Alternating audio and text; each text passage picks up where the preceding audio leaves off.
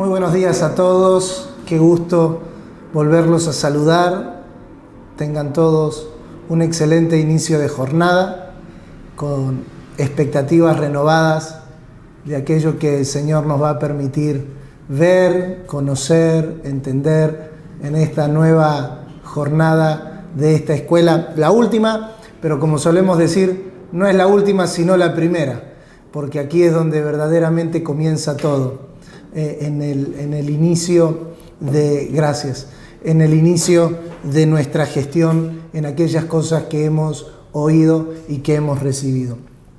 Quiero saludar a cada uno de ustedes con nuestro más sincero amor, nuestra más sincera oración de que el Señor provoque en nosotros el despertar del conocimiento espiritual, de la inteligencia espiritual, para que cada una de las tremendas verdades, yo no sé usted, ayer a la noche, ya casi fin de la noche, hablaba con el apóstol Gustavo haciendo esas devoluciones de impresiones y de análisis y de estudio de cómo vamos viendo todo, y le compartía que desde mi perspectiva esta ha sido una de las escuelas más integrales que hemos tenido, por lo menos en los últimos años.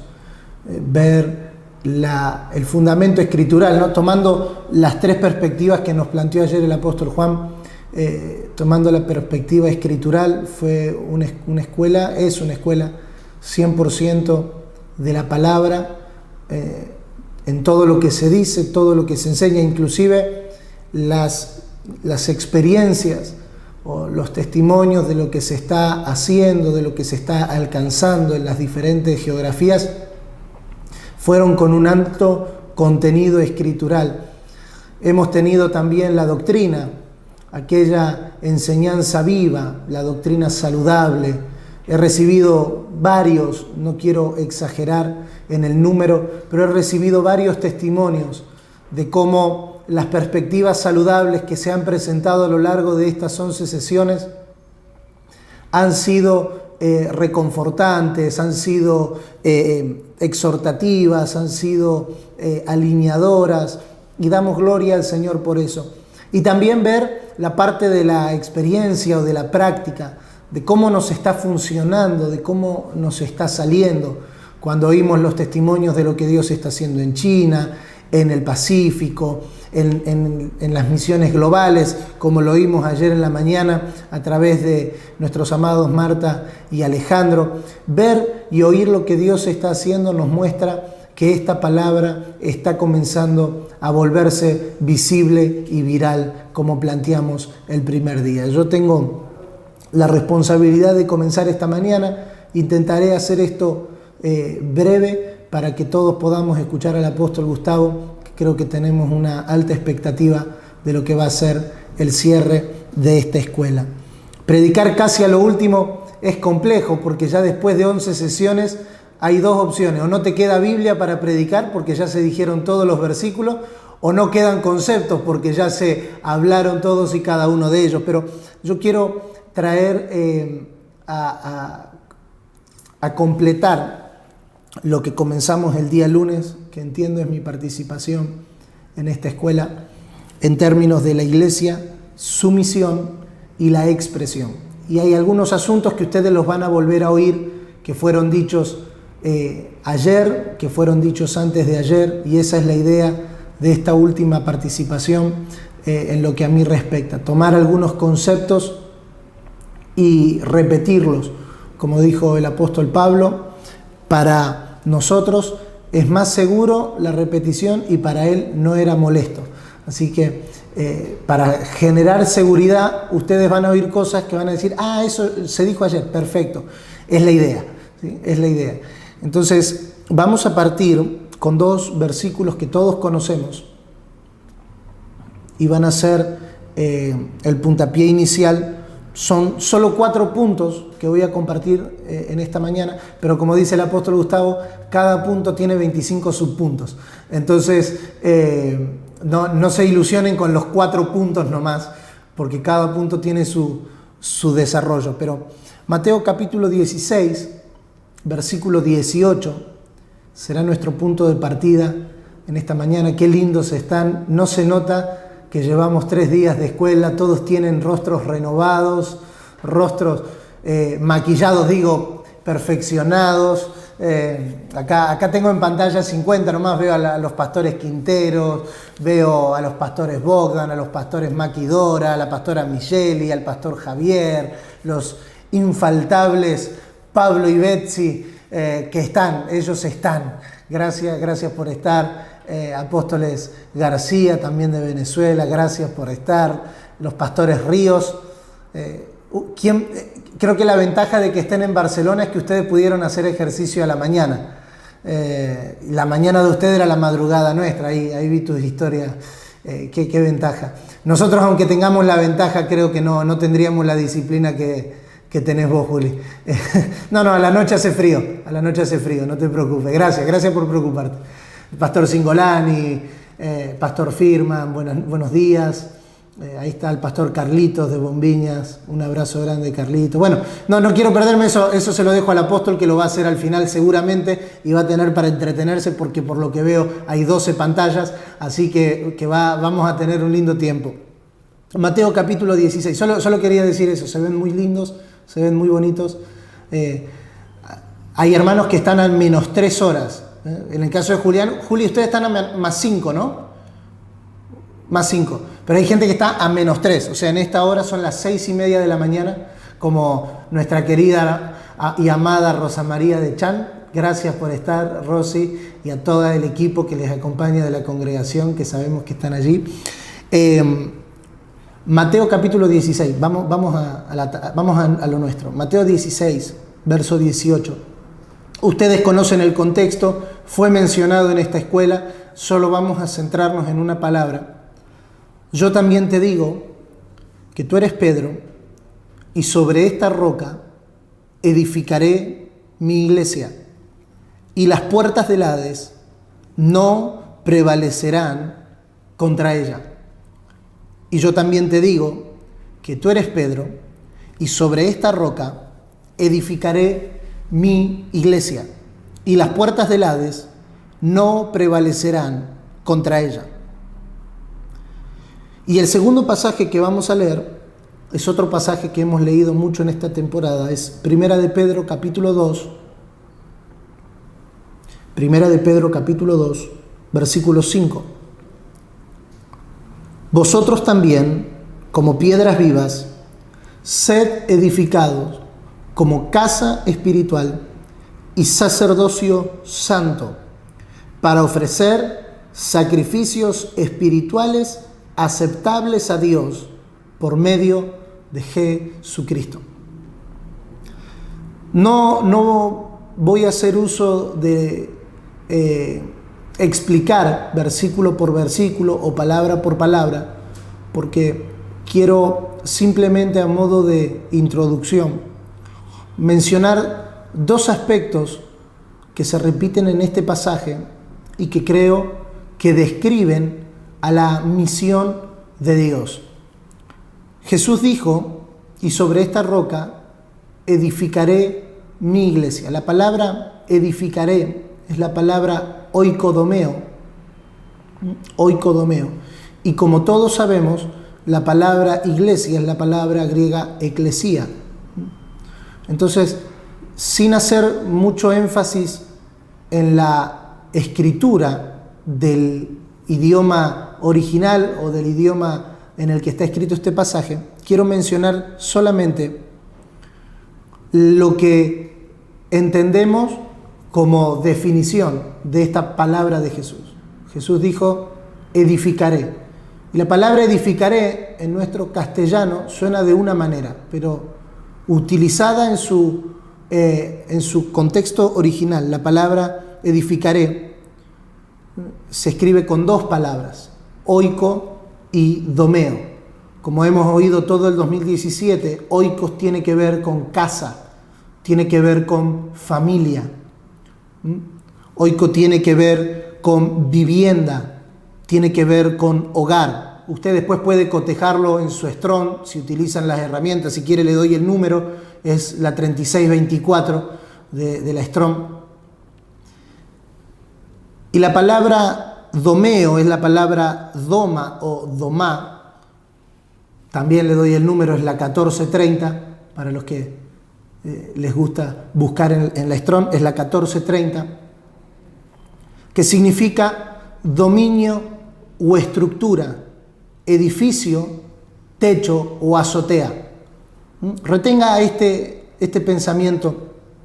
Me gusta participar en esta hora porque esta es una hora espectacular para enseñar. Es una hora extraordinaria para enseñar, porque estamos todos con nuestras capacidades bien atentas.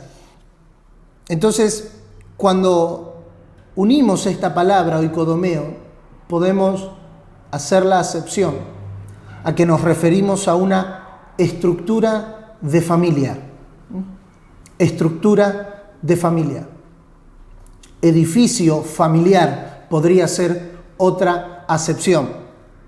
Y la palabra eclesía, todos creo que la sabemos, la conocemos. Nuestra interpretación rápida o nuestra traducción rápida es llamados hacia afuera, pero cuando tomamos la palabra eclesía, vemos que ek significa ser extraído, ser sacado, ser extraído, ser sacado. Y la palabra eclesía significa ser llamado o invitado. Ser llamado o invitado.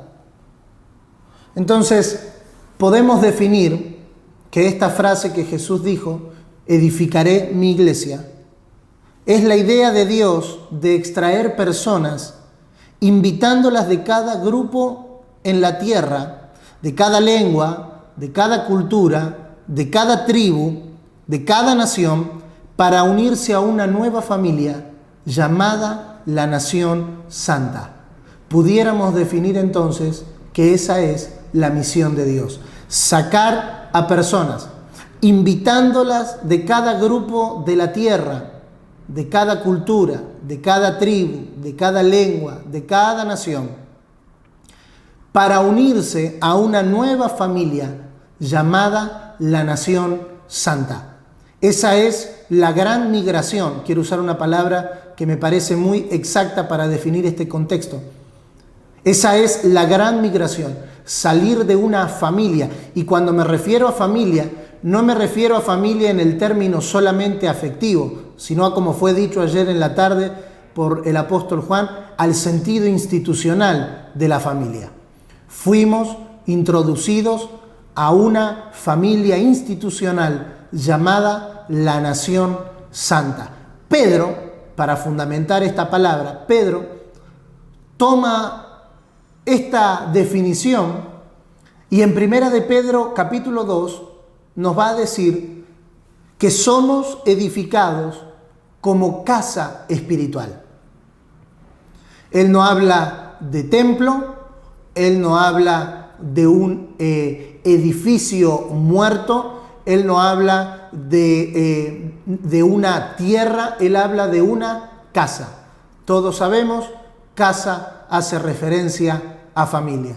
Entonces pudiéramos definir juntos, como para irnos con algunas cosas descritas en frases. Yo sé que a veces le tenemos temor a las frases, pero son buenas para recordar. Dios extraerá personas, invitándolas de cada grupo de la tierra, de cada lengua, de cada tribu, de cada nación, para unirse a una nueva familia llamada la Nación Santa. Amados, usted y yo hemos sido hechos partes de una nueva estructura llamada la familia de Dios.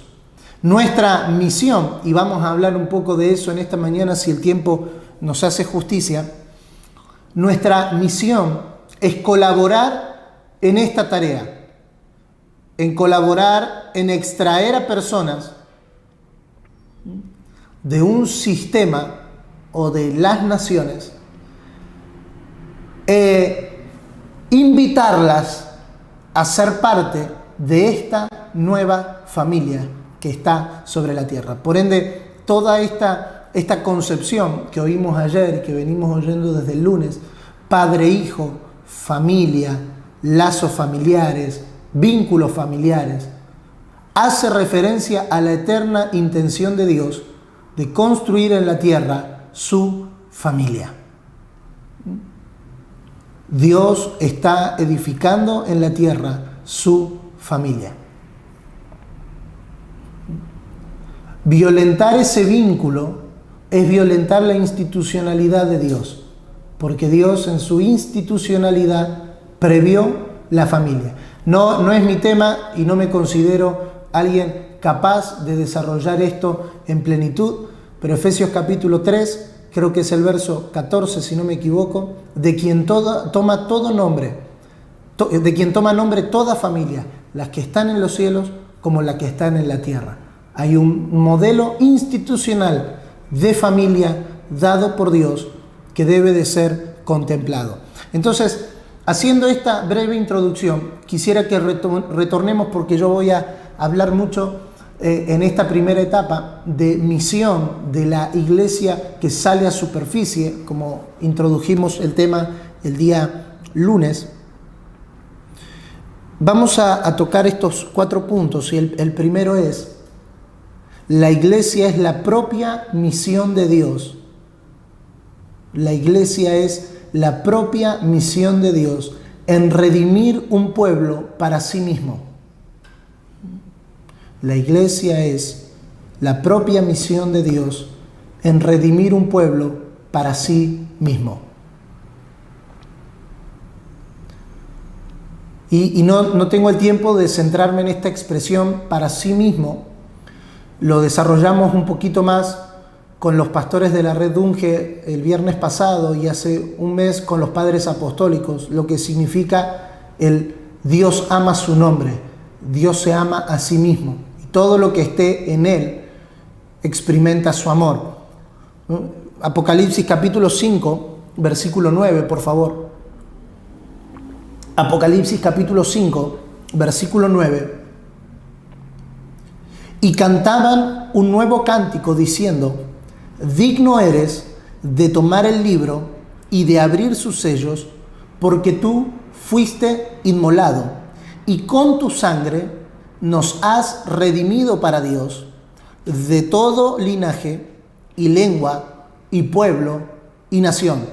Nos has redimido para Dios. Esa es la misión: redimir a un pueblo, a una familia, para Dios. La obra de redención de Cristo, es decir, salvar a los hombres para introducirlos al reino, y no voy a pecar de intentar sobredefinir lo que tan maravillosamente, y creo que necesitamos tiempo para volver a oír lo que fue expuesto ayer, así que no voy a pecar de querer o de intentar sobredefinir ello. Pero la obra de redención de Cristo, salvar a los hombres para introducirlos al reino, comprende también la restauración de todo el orden temporal. El orden temporal debe de verse afectado por la redención de Cristo. Por lo tanto, la misión de la iglesia no se limita solo a anunciar el mensaje de Cristo y su gracia a los hombres, sino también impregnar y perfeccionar todo el orden temporal con los principios del reino. La misión de la iglesia continúa la de Cristo, como él mismo lo afirmó, y vamos a leerlo y va a aparecer en pantalla, en Juan capítulo 17, versículo 18. Juan capítulo 17, verso 18. Lo mismo que tú me enviaste al mundo, así los he enviado yo al mundo. Y luego reafirmó a sus discípulos el día de la resurrección. Pasa a vosotros, Juan capítulo 20, verso 21, pasa a vosotros, como el Padre me envió, así también yo os envío. Esta obra presenta 2 ámbitos de actuación: la salvación integral de los hombres y la restauración de todo el orden temporal. Al primero corresponde la obra de llevar el mensaje de Cristo y su gracia a los hombres, y al segundo, la de impregnar. Y uso voluntariamente esta palabra impregnar, mejor dicho, conscientemente esta palabra impregnar, tomado de aquel pasaje de 1 de Corintios capítulo 2. Por todos lados manifiesta el olor de su conocimiento. Y tomo aquella explicación del apóstol Gustavo el 30 de junio en el encuentro de la casa paterna, el aumento de Cristo, cuando él nos explicó que ese desfile al cual fuimos llamados era manifestar por todos lados la victoria de Cristo. Ese era el olor que desprendía la iglesia. Entonces, cuando me refiero a impregnar el orden temporal, me refiero a llenar todo el orden temporal con el olor del conocimiento de Cristo Jesús. Ambos recorridos de actuación de la misión de la iglesia no discurren de modo paralelo, como si fuesen independientes entre ellos. En efecto, la unidad entre el orden espiritual y temporal, órdenes que aunque sean distintos, se compenetran en el único designio de Dios de tener una familia para sí mismo.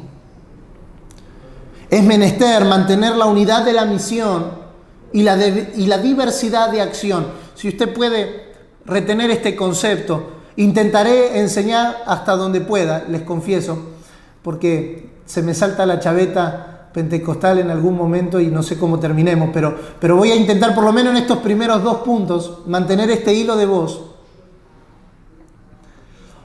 Es menester mantener la unidad de la misión y la diversidad de acción, porque la iglesia nació para propagar el reino de Cristo por toda la tierra para la gloria del Padre.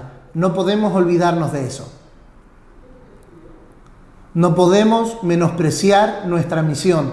La iglesia nació para propagar, y tomo el concepto tan tremendo que aprendimos ayer con el pastor Alejandro Rodríguez de Hechos capítulo 1, verso 8, hasta los confines de la tierra.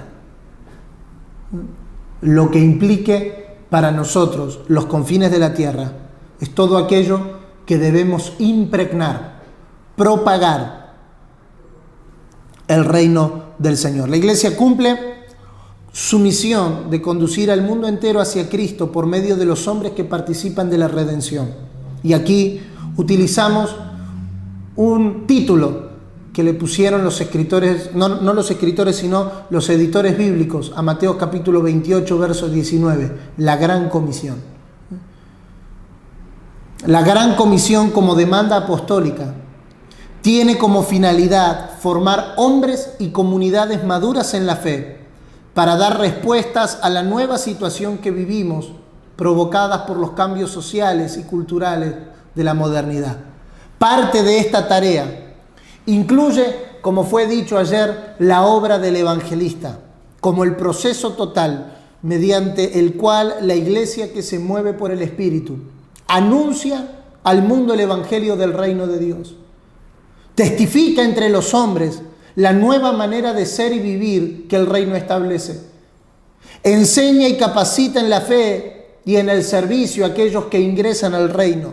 Celebra en su reunión la vida del Señor y el fluir del Espíritu Santo.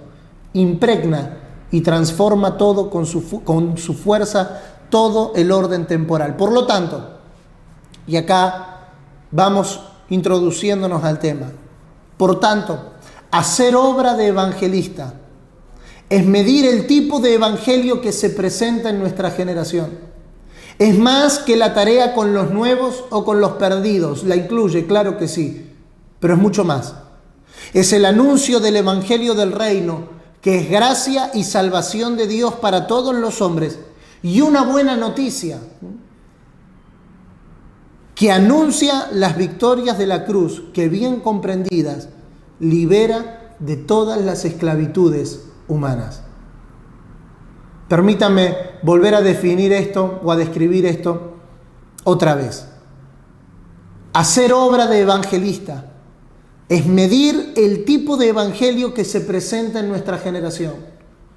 Es mucho más que la tarea con los nuevos o los perdidos. Es el anuncio del evangelio del reino, que es gracia y salvación de Dios para todos los hombres. Y una buena noticia, porque anuncia las victorias de la cruz, que bien comprendida libera de todas las esclavitudes humanas. Decimos entonces que la obra del evangelista es eficaz, no porque tengamos masas escuchando a un hombre. Decimos que la obra del evangelista es eficaz, no porque haya mucha gente siendo sanada. Decimos que la obra del evangelista es eficaz porque alcanza y transforma con la fuerza del evangelio, número 1, los criterios de juicio. Número 2, los valores determinantes. Número 3, los centros de interés. Número 4, las líneas de pensamiento.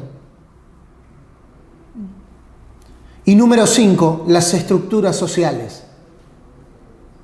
La obra del evangelista en una generación es eficaz si alcanza y transforma los criterios de juicio, los valores determinantes, los centros de interés, las líneas de pensamiento, las fuentes de inspiración y las estructuras sociales. No podemos medir la obra del evangelista por una cruzada de milagros solamente, sino por el efecto que la obra del evangelista.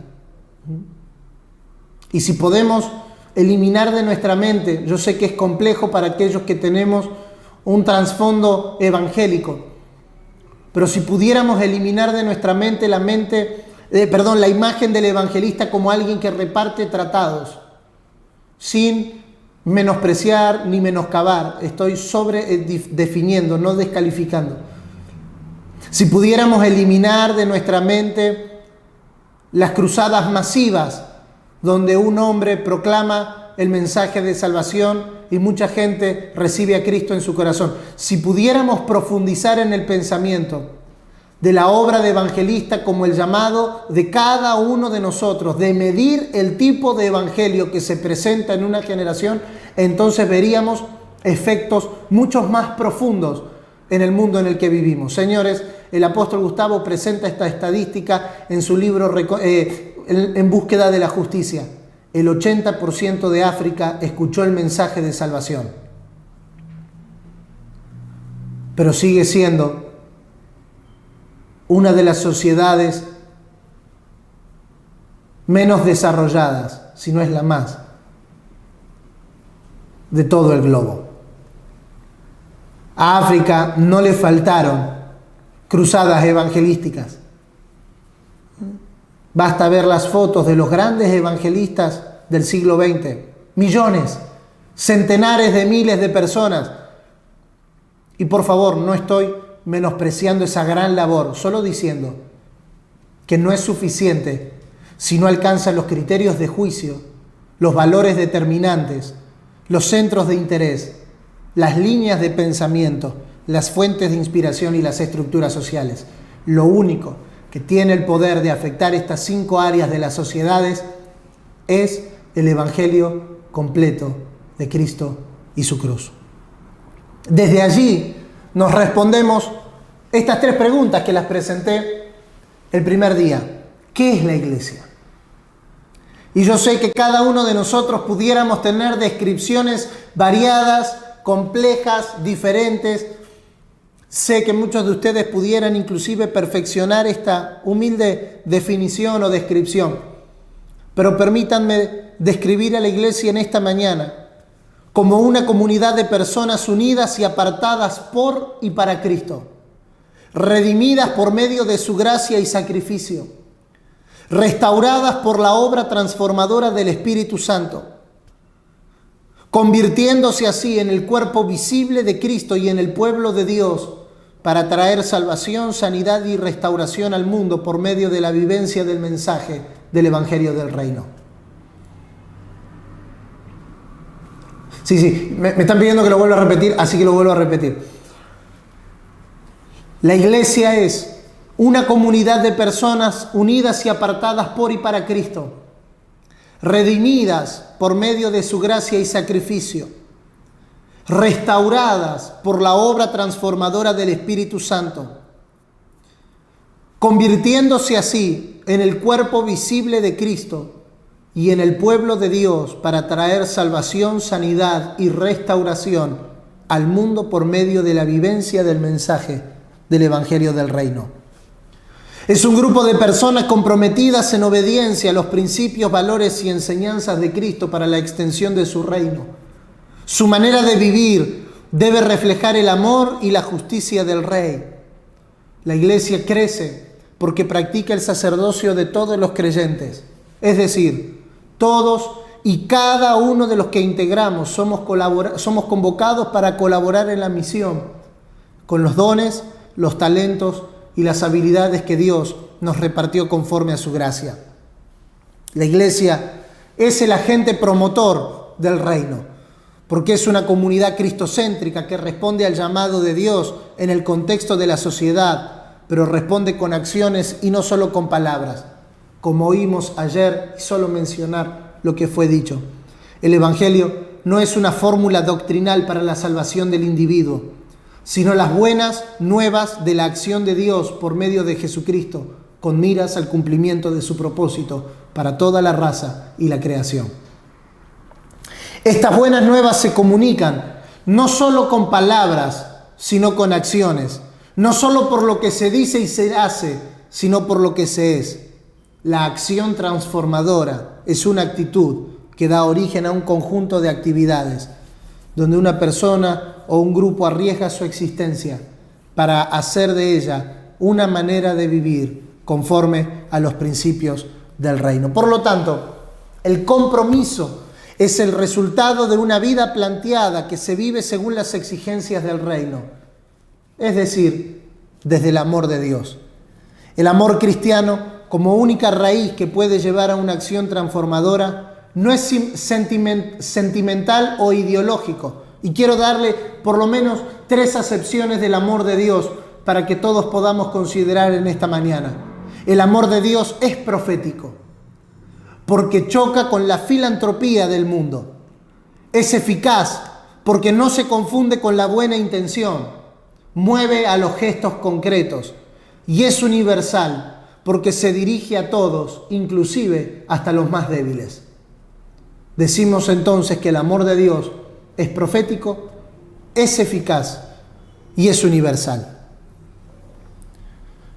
Segunda pregunta que nos hacemos en esta mañana: ¿qué dice la iglesia?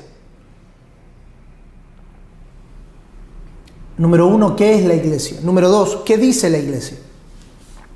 La iglesia es portadora del mensaje del reino, el mensaje de la reconciliación que encontramos en la palabra de Dios, donde se expresa que el Padre quiere restaurar a toda la creación en Cristo.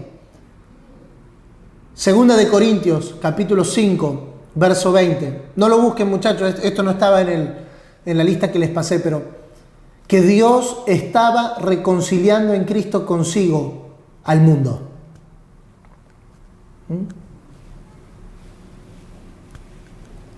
También quiere devolver la armonía a los vínculos entre el ser humano y Dios, consigo mismo, con su prójimo y con la creación. La iglesia, como una comunidad profética, está llamada a ser la voz que anuncia esperanza. La voz de Dios en la iglesia se hace carne en la vivencia cotidiana de su pueblo, porque la iglesia tiene un mensaje, pero al mismo tiempo es el mensaje. No solo tenemos un mensaje correcto, debemos encarnar el mensaje correcto de tal manera que se pueda ver. Y número 3, ¿qué hace la iglesia? La iglesia es llamada a cumplir su misión de una manera integral para transformar todas las áreas de la vida que involucra al ser humano. Para llevar a cabo su misión de una manera integral, debe cumplir su rol de predicar las buenas nuevas de salvación y promover un discipulado que permita la formación del carácter del Maestro en cada creyente. Necesitamos retomar el mensaje completo del Evangelio, el mensaje de la cruz, el mensaje de la entrega y la dedicación absoluta. La tarea principal de la iglesia es provocar en cada ámbito donde se desarrolla un impacto profundo, duradero y real. Y aquí llegamos al inicio de nuestra conclusión de esta mañana. Está bien con estas descripciones, Pero ¿cómo se ve la iglesia que está saliendo a superficie en nuestra generación? Y voy a darle solo una perspectiva de lo que entiendo puede ser una mirada integral a cómo la iglesia está emergiendo en nuestra generación. Número 1, la iglesia que está saliendo a superficie es doxológica, es decir, existe para la gloria de Dios. La razón de ser de la iglesia es para la gloria de Dios. Número 2, es logocéntrica o logoscéntrica. Está centrada en la palabra encarnada, es decir, Cristo, y en la palabra inspirada, las Escrituras. Es neumodinámica, generada, reunida y empoderada por el Espíritu Santo. La iglesia que está saliendo a superficie es pactual, existe dentro de una relación de pacto, como oímos ayer en la tarde. La iglesia que está saliendo a superficie es confesional, es decir, tiene un alcance doctrinal bien definido. También es misional, como oímos ayer en la mañana tan extraordinariamente. Es tanto parte de la misión de Dios, como también está a su servicio para el cumplimiento de esa misión. Y número 7, la iglesia que está saliendo a superficie es espacio temporal. Existe en la historia para manifestar la esperanza pasada, presente y futura, desde donde anuncia la plenitud de Cristo para ella. Es una perspectiva de cómo se ve esta iglesia que está emergiendo en nuestra generación. Recapitulando entonces, para ir a nuestro cuarto y último punto.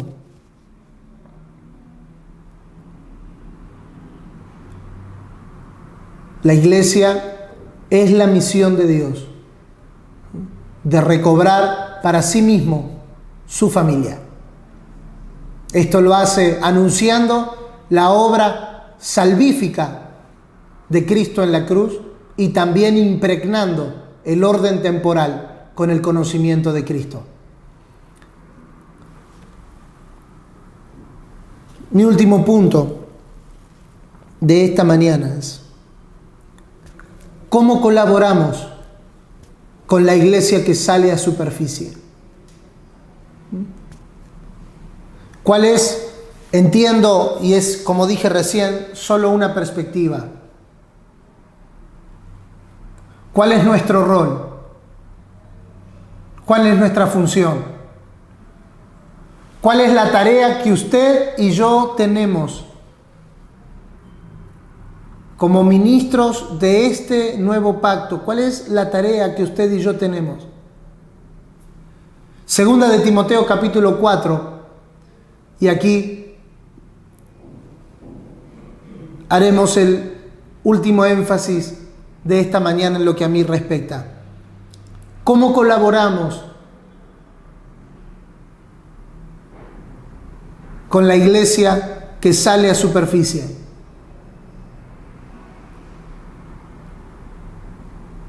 Garantizando el Evangelio que va a llegar a los que no han oído de él aún.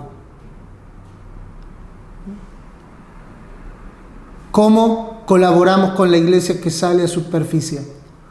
Garantizando el Evangelio que va a llegar a los que no han oído aún. Segunda de Timoteo, capítulo 4.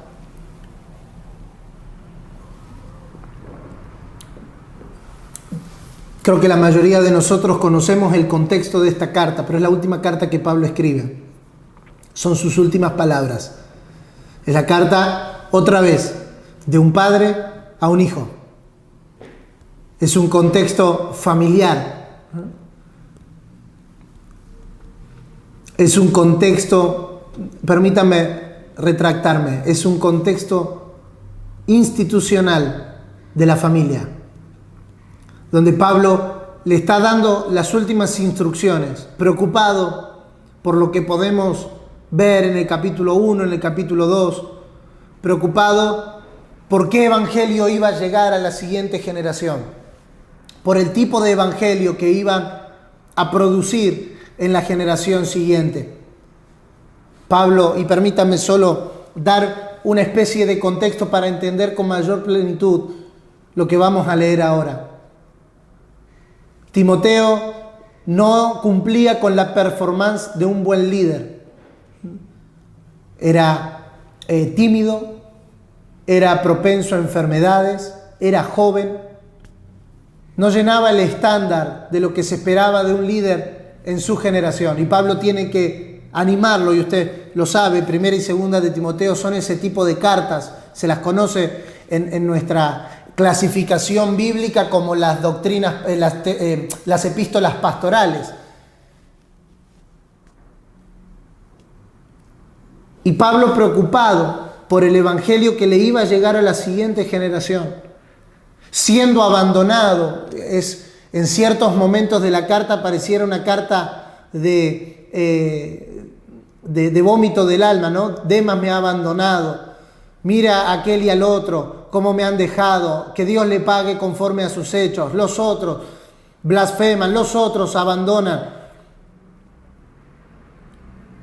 Y en medio de eso, Pablo se toma el tiempo de pedirle a Timoteo que se cuide a sí mismo, ten cuidado de ti mismo y de la doctrina, porque haciendo esto te salvarás tú y a los que te oyeren.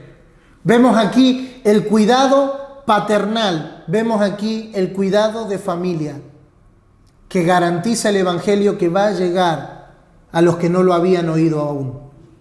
Y no quiero solamente mencionar a la próxima generación, porque si no fuese como que es una despedida, y no es una despedida, en el contexto de Pablo es una despedida, pero en la preocupación apostólica es qué tipo de evangelio les va a llegar a los que todavía no lo han oído. Y toda la carta, y yo le animo a que usted pueda hacerlo cuando tenga tiempo, volver a leer Primera y Segunda de Timoteo con esta perspectiva, con la perspectiva de guardar la pureza del evangelio.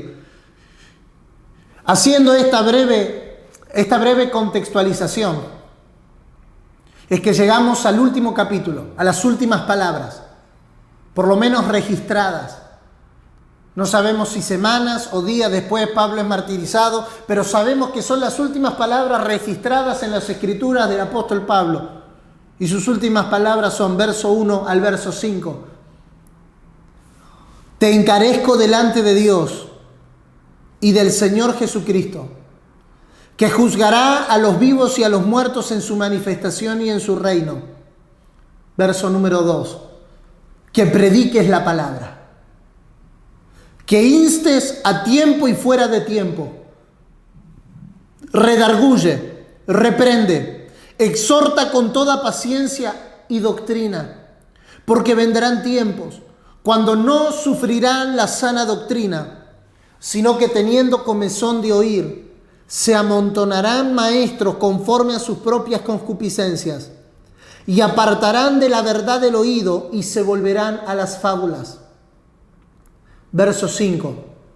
Si puede y lo tiene allí, léalo conmigo en voz alta, por favor. Pero tú, sé sobrio en todo.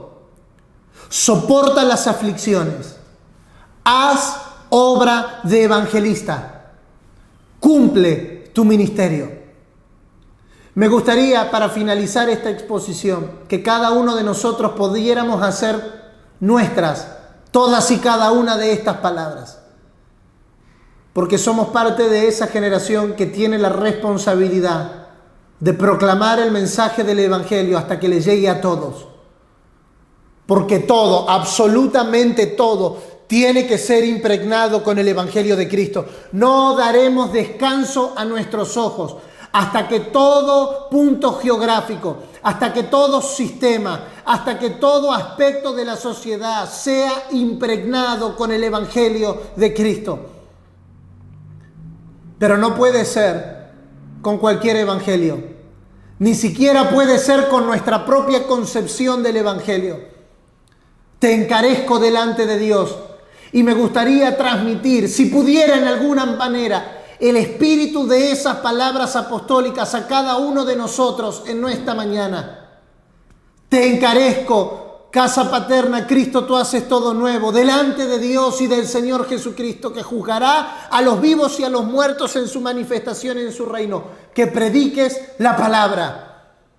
Hay un encargo en nuestra generación y en nuestros días de proclamar el Evangelio del reino. La esencia del encargo se encuentra en la frase que prediques la palabra. No es una sugerencia. Es parte de nuestra misión.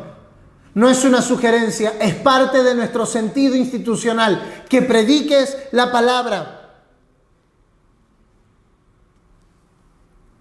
El mensaje que Timoteo debe comunicar se denomina palabra, es decir, es una expresión hablada. Más bien es la palabra que Dios ha hablado. Pablo no tenía necesidad de aclarar el sentido, pues Timoteo sabrá de inmediato que se refiere al cuerpo de doctrina que había oído. Ustedes y yo conocemos, y si me quiere acompañar, segunda de Timoteo capítulo 2,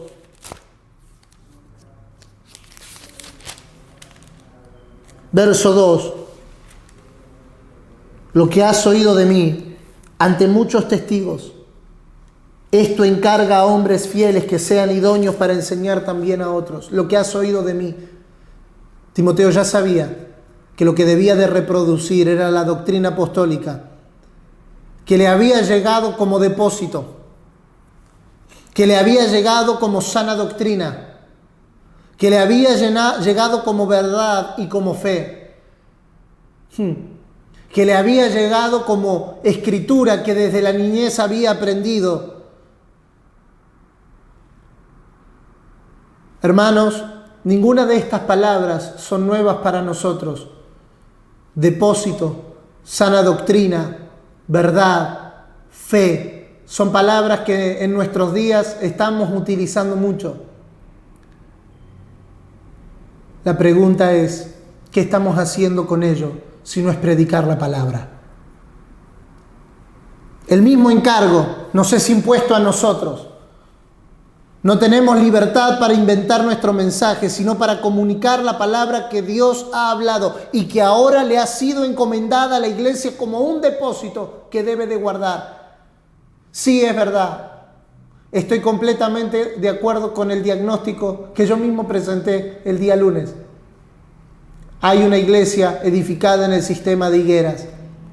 Hay una iglesia edificada en lo que falta. Hay una iglesia viviendo un evangelio diluido, pero también es verdad que durante 2000 años Dios se encargó de guardar, de preservar el depósito de la fe del Hijo de Dios en cada generación. Cada generación ha sabido preservar, cada generación ha sabido guardar. Es verdad, puede ser que hasta ahora no haya sido viral, pero hermanos, a nosotros nos ha llegado la verdad, el depósito, la doctrina, la fe, que por tantas generaciones ha ido viajando como una simiente, ha ido viajando como una semilla, que nos llega a nosotros ahora con la enorme responsabilidad de convertir esa semilla en un fruto, en un árbol que dé fruto, que al Padre le agrade. La responsabilidad nuestra, de cada uno de los que estamos aquí, apóstoles, profetas, evangelistas, pastores, maestros, ancianos, diáconos, ministros de la palabra cantada, santos, colaboradores, no se limita a escuchar, creer, ni siquiera tampoco a obedecerla, ni siquiera tampoco a guardarla de falsificaciones o a de sufrir por ella y a continuar en ella. Ahora también debemos entrar en la urgencia de predicarla a otros, de hacer anuncio de esta salvación. Es buena noticia de salvación para los pecadores, y por tanto debemos proclamarla, como se menciona en 2 de Timoteo 1:11, como heraldo en el mercado, como heraldo que anuncia. Debemos levantar la voz sin temor y osadamente hacer conocer el mensaje que Dios ha confiado. Y por último, quiero marcarles esta impresión.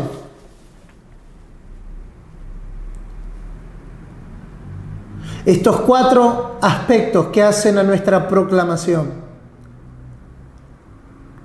que creo que debemos recobrar en estos días. Número 1, una proclamación urgente. Una proclamación urgente. La palabra que Pablo utiliza en el verso 2 de Timoteo, de 2 de Timoteo capítulo 4, que prediques la palabra, que instes a tiempo. Esa palabra instes es la palabra ser urgente. Ser urgente. Estar preparado o estar alistado para algo que es urgente. Eso significa que instes.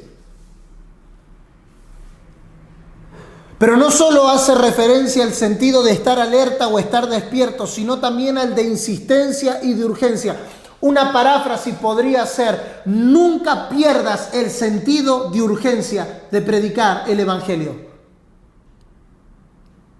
Toda predicación verdadera debe transmitir un sentido de importancia y de urgencia. Por eso, no sé si a usted le ha pasado, en la medida en que transcurría cada una de las enseñanzas de la escuela, uno iba siendo cargado de un sentido de responsabilidad de que sea ya, de que es ahora, de que no hay tiempo que perder, que necesitamos entrar ahora. Ese sentido de urgencia es el que promueve o el que transmite la predicación de la palabra. Es urgente, no hay tiempo que perder.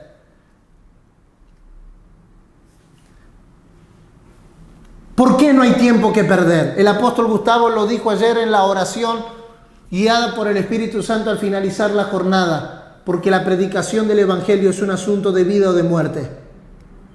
¿Por qué es urgente? Porque mientras nosotros estamos aquí hay gente muriéndose hoy sin el Señor. Porque mientras nosotros disfrutamos de esta gran salvación, hay gente disfrutando una gran perdición. Es ahora, es urgente, es a tiempo y fuera de tiempo. No hay punto intermedio en esto. Esta predicación urgente debe continuar a tiempo y fuera de tiempo. Otra traducción dice: permanece en actividad en todo tiempo, te sea conveniente o no. Estamos siendo desafiados, hermanos,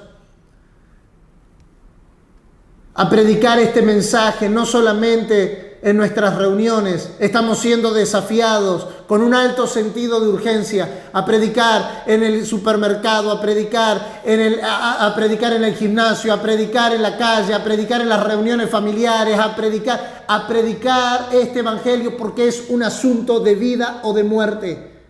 Estamos siendo desafiados a volver a abrir nuestras casas como centro de evangelización, donde no la gente venga a recibir algo, sino donde venga a encontrarse con la única vida que puede resolver el problema de muerte eterna en el cual nuestra generación está inmerso. Te insto en el nombre del Señor en esta mañana a que prediques la palabra con un alto sentido de urgencia, con un alto sentido de responsabilidad, renunciando a toda holgazanería o a toda negligencia, renunciando a la vagancia de la comodidad y abrazando el sentido de urgencia que implica la vida o la muerte en la cual nuestra generación está inmersa.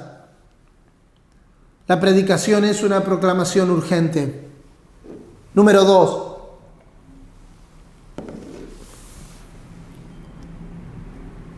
Una proclamación adecuada. Que sea urgente no quiere decir que sea de cualquier manera. Predicar el evangelio con un alto sentido de urgencia no es predicar un evangelio irresponsable. No es predicar un evangelio para que la gente salga de algo sin entrar a alguien. Que la predicación, y todo esto está acá en la Escritura, lo estamos viendo, lo está viendo usted conmigo. La exhortación apostólica es: Timoteo, te insto a que sea a tiempo y fuera de tiempo. Te insto a que sea urgente y en cualquier momento y en cualquier lugar. Pero que sea en cualquier momento y en cualquier lugar no da licencia a que sea de cualquier manera.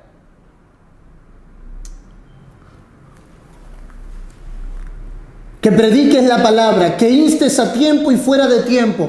Redarguye, reprende, exhorta.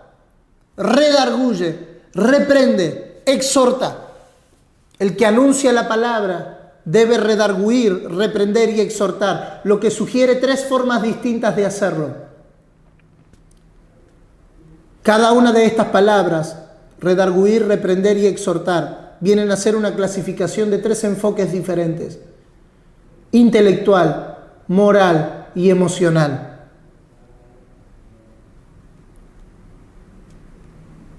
Intelectual, moral y emocional. Algunas personas viven atormentadas por dudas y necesitan ser convencidas por argumentos. Otros han visto los efectos del pecado y necesitan la reprensión, mientras que los restantes son acosados por temores y necesitan la exhortación de la palabra que los retorna a la vida. Que sea urgente no quiere decir que sea de cualquier manera. Redarguye, reprende y exhorta. No hay tiempo. Pero que no haya tiempo no significa que deba de hacerse de cualquier forma. Número 3.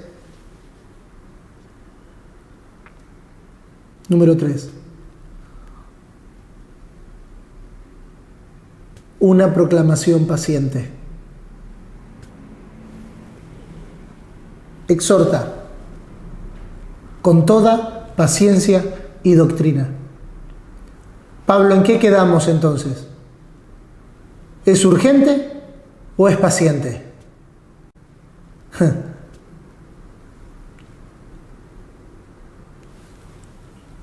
¿Es ya o todavía no? No podemos perder de vista en la proclamación del Evangelio que si bien necesitamos un sentido de urgencia, precisamos hacerlo con toda paciencia. ¿Paciencia en qué? Paciencia que es el Espíritu Santo el que convence.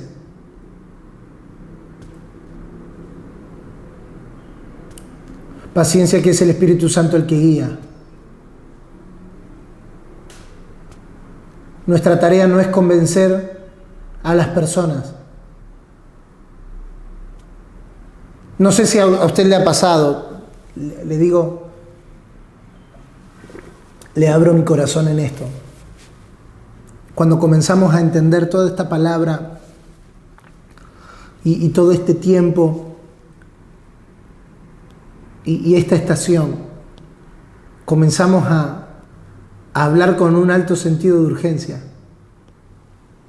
y nos olvidamos de este elemento de la paciencia. Nuestra tarea es hablar, la del Espíritu es convencer.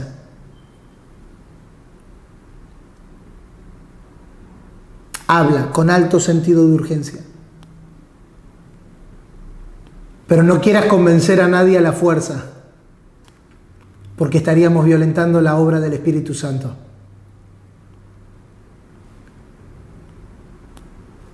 Nuestra responsabilidad es ser fieles en la predicación de la palabra. Es el Espíritu Santo el que hace la obra. También es imprescindible ser pacientes en nuestro comportamiento. ¿Y sí o no? Bueno, yo escribí esto para mí, solo que se lo estoy haciendo saber, pero me lo escribí acá con negrita. Tenemos que ser pacientes en nuestros comportamientos. Pues el siervo de Dios debe ser amable para con todos, sufrido, y que con mansedumbre corrija a los que se oponen. Toda la solemnidad de nuestra comisión y la urgencia de nuestro mensaje no son justificativos para proceder brusco o impacientemente. El sembrador salió a sembrar. Y quiero, esta mañana me desperté con esta palabra y la dejé acá marcada. Vamos a sembrar la semilla del Evangelio del Reino en todos lados. Y vamos a reposar y vamos a ver. Esta semana me pasó algo, miren, no quería caer en ejemplos personales o en testimonios personales por el tema que quería plantear, pero creo que esto puede confirmarte en la fe. Estas semanas me reencontré por esto de las redes o de la tecnología con una persona que hacía varios años que no veía y que habíamos compartido varios momentos juntos de enseñanza y de impartición. Y fue para mí muy desafiante ver que pasaron los años, perdimos contacto por X o Y razón, y al volvernos a encontrar, él me dijo esta palabra: todas las palabras que ustedes sembraron acá, que compartieron, que vinieron y que enseñaron, nosotros las tomamos y cada una de ellas trabajamos durante los últimos 4 años y nos tomamos el tiempo de desgravar todo y de compartirlo. Y fue tan gratificante ver que mientras nosotros dormíamos en ese sentido de no estábamos presentes en aquella región, la semilla que había sido sembrada pacientemente había dado su fruto. Hermano, nunca es pérdida cuando hay buena tierra. Llevará un poquito más de tiempo, no se verá tan rápido, pero más tarde o más temprano veremos el fruto de cada semilla sembrada. Hermanos, hasta el día de hoy, creo que el apóstol no me va a dejar mentir y la pastora Elizabeth tampoco, seguimos recibiendo testimonios de lo que fue la PET 2015, en la movilización, en el envío, en la entrada. Tal vez hoy no estamos presentes allí físicamente, pero la palabra que fue sembrada, la palabra que fue anunciada, la palabra que fue impartida en África, en Europa, en el Pacífico, en Centroamérica, en Sudamérica, está dando su fruto. Es urgente y al mismo tiempo es paciente. Y cierro.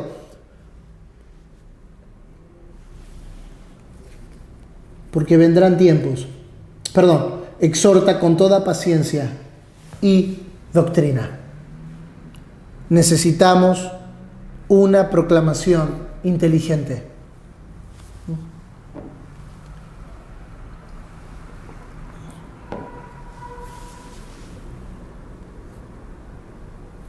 Una proclamación inteligente.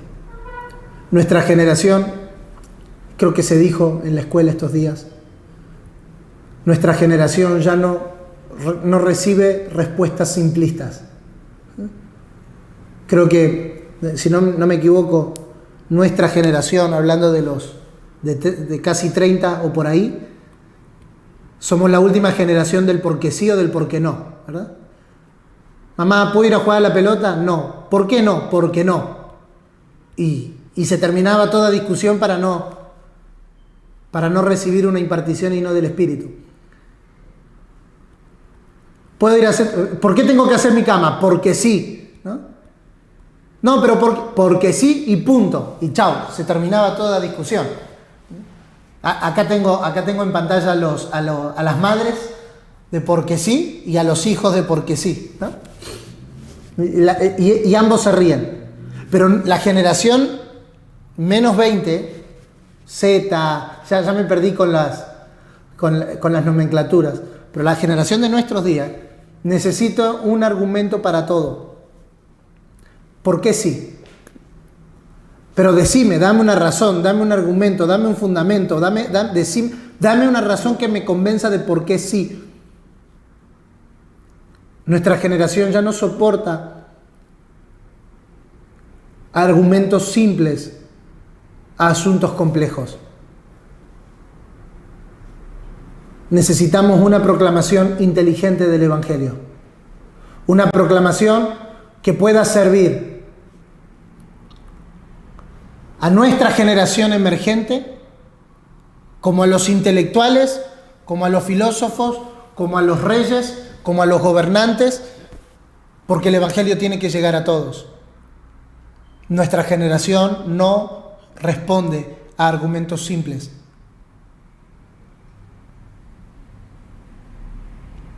Necesitamos recobrar una proclamación inteligente del Evangelio. Y cierro con el versículo 5, porque me parece que el 3 y el 4 lo conocemos demasiado bien. ¿Cuál es nuestro mandato? Pero tú, sé sobrio.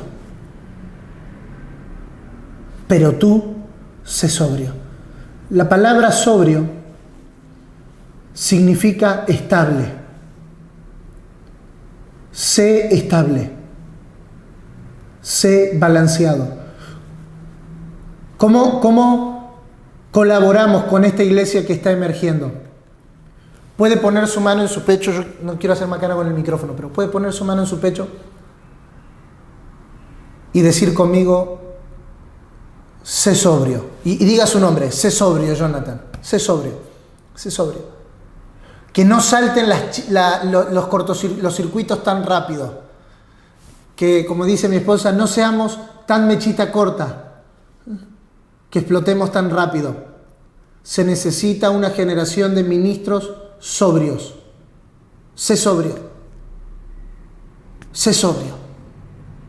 Que cuando veas todo lo que él dice antes, los ministros, cuando veas lo que la gente deja de sufrir la sana doctrina, cuando la gente se reúna teniendo comezón de oír para oír maestros conforme a sus propias concupiscencias, hermano, ¿a quién de nosotros no nos ha agarrado esa bronca? Porque no es santa, no existe la santa bronca, es bronca.